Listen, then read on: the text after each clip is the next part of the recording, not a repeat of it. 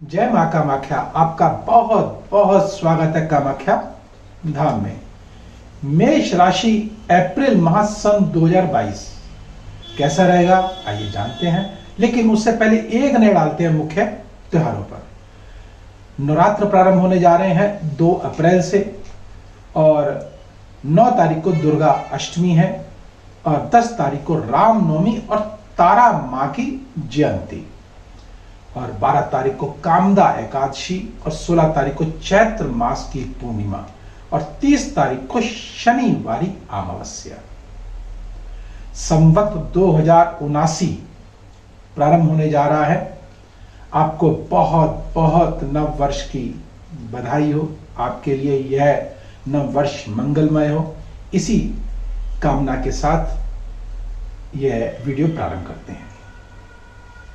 राहु देव द्वितीय भाव पर बैठे हुए हैं, लेकिन इसी 12 तारीख से वह मेष राशि में प्रवेश कर जाएंगे, अर्थात लग्न में आ जाएंगे। लग्न में आते ही निश्चित ऐसे चमत्कार करेंगे कि आपके देखते ही बनेंगे।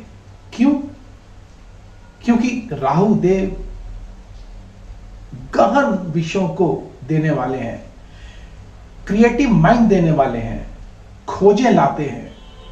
और अगर आप राजनीति के क्षेत्र में हैं तो राजनीतिज्ञ भी बना देते हैं। बुद्धि को तीव्र कर देंगे, अचानक धन की बरसात कर देंगे। लेकिन पारिवारिक जीवन में मतभेद होने की संभावना बढ़ जाती है।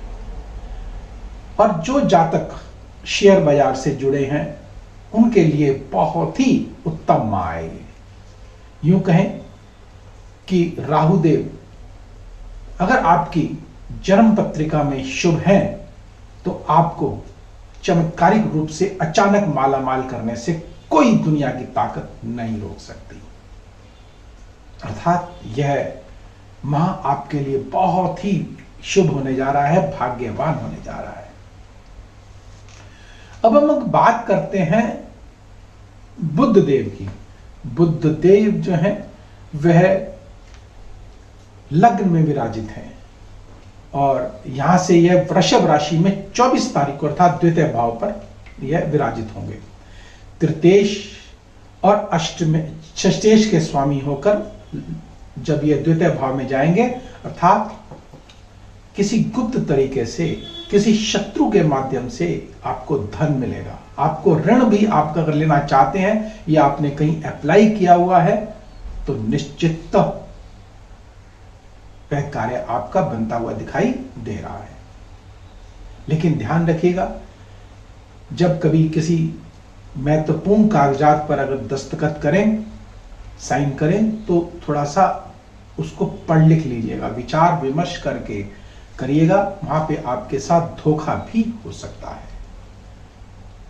और यहीं से ही जब बुध देव सप्तम दृष्टि से अष्टम भाव को देखेंगे तो निश्चित गुप्त तरीके से आपको, रहस्यमय तरीके से आपको धन भी आपको देने की कोशिश करेंगे। लेकिन इस माया जाल में फंस मत जाना। ऐसे मौके आपको मिलने वाले हैं, सावधान रहें।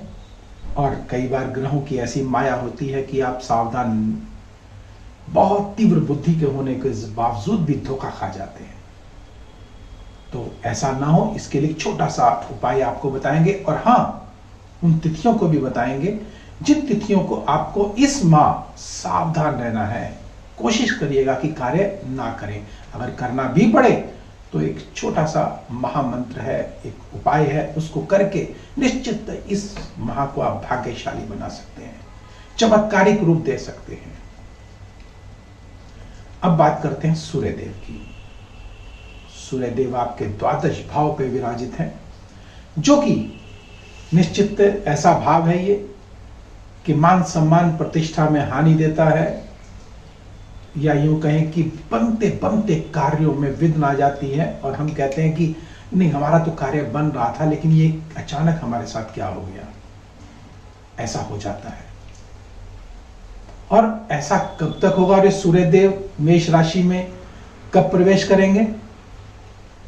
यह करेंगे 14 अप्रैल को।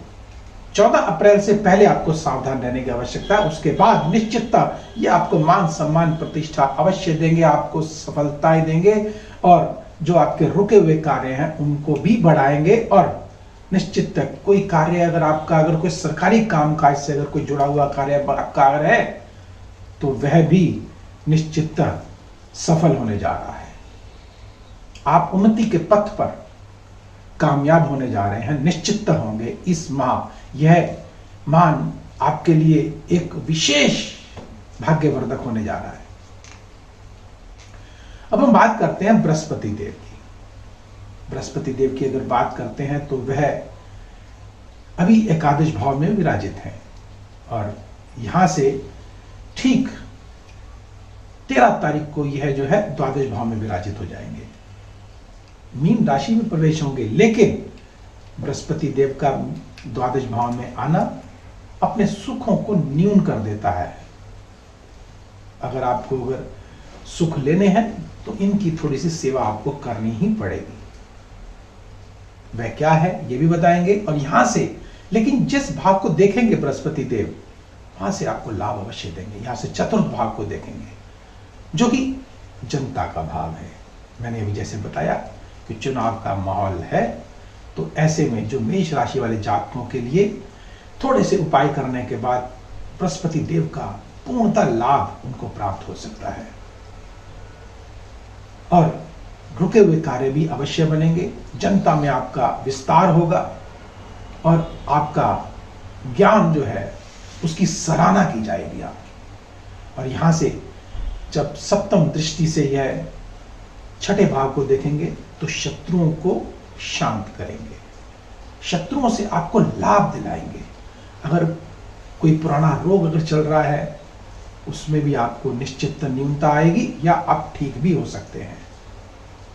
यहीं से नवम दृष्टि से यह अष्टम भाव को देखेंगे तो रहस्यमय तरीके से आपको धन अवश्य दिलाएंगे।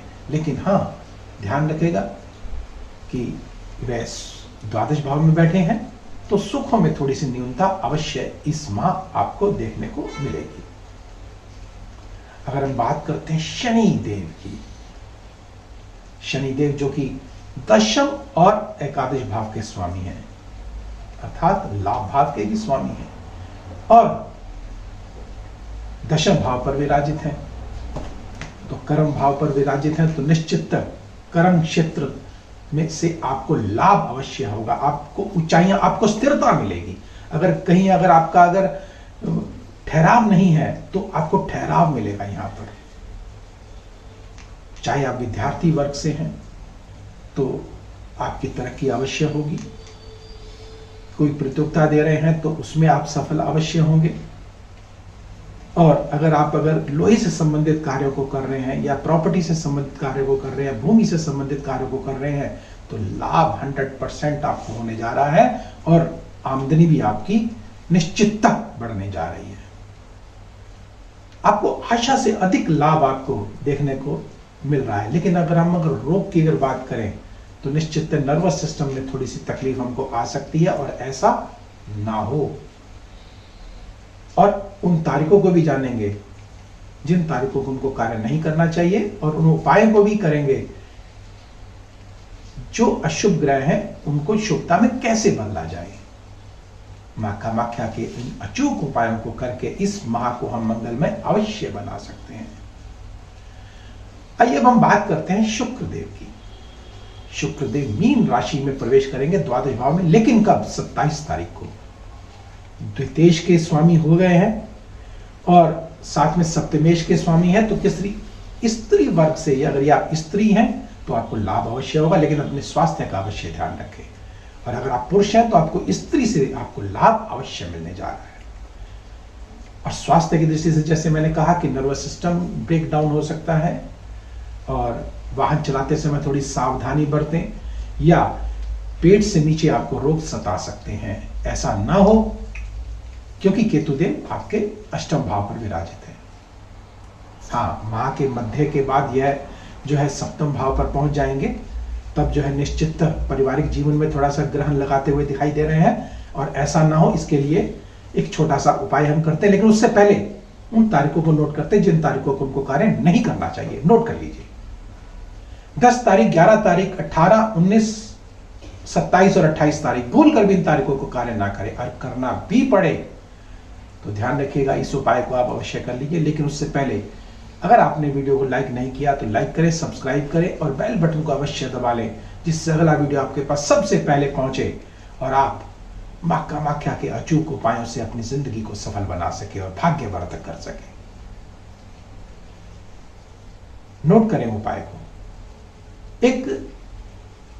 एक मुखी रुद्राक्ष, उसके ऊपर कामिया सिंदूर लगा करके लगभग 1 हफ्ते तक, सोमवार से प्रारंभ करें और ठीक अगले सोमवार तक, अर्थात 8 दिन हो जाएंगे, एक छोटा सा मंत्र है, ओम नमः शिवाय, उसका जाप करें और उसके उपरांत उसको आप किसी लाल धागे में धारण कर लें। आप देखें चमत्कारिक लाभ आपको कैसे मिलता है।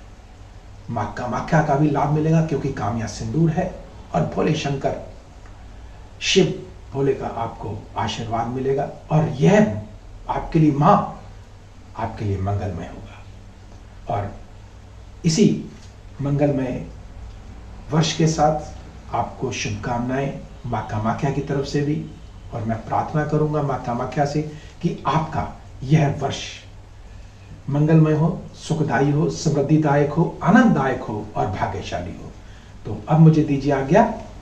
जय मां कामाख्या।